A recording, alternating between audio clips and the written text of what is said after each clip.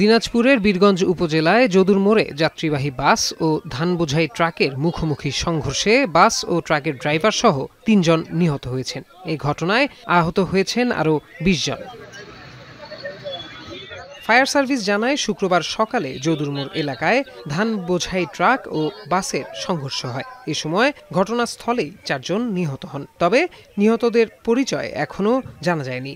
Fire service আসলো building থেকে আসিয়া যে টাকা ছিনা করে ওই গাড়ির ড্রাইভার বাইর করে মারা গেছে। একজন মহিলা ছিল, উনি খুব অসুস্থ, পরে দেখলাম যে মারা গেছে। ওনাকে উদ্ধার করছি। দুই গাড়ির ২ জন ড্রাইভার, এনারা স্পট ডেড। এদিকে টাঙ্গাইলের ভূঁইয়াপুরে মোটরসাইকেল দুর্ঘটনায় এক কলেজ ছাত্র নিহত হয়েছেন। এ ঘটনায় গুরুতর আহত হয়েছেন আরও ২ ছাত্র। নিহত কলেজ ছাত্র শাহরুখ আকন্দ বঙ্গবন্ধু সেনানিবাস কলেজের দ্বাদশ শ্রেণীর শিক্ষার্থী ছিলেন। বাউলি দিতে বাউলি বন্ধ করতে না পেরে স্লিপ খেয়ে পড়ে গেছে।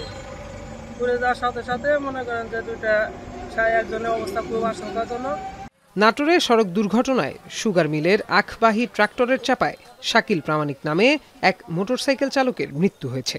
শুক্রবার বেলা ১১টার দিকে নাটোর রাজশাহী মহাসড়কের একডালা এলাকায় এই দুর্ঘটনা ঘটে। এছাড়াও কুড়িগ্রামের জয়মনিরহাটে সড়ক দুর্ঘটনায় ২ মোটরসাইকেল আরোহীর প্রাণ গেছে। প্রত্যয় দাস, এখন।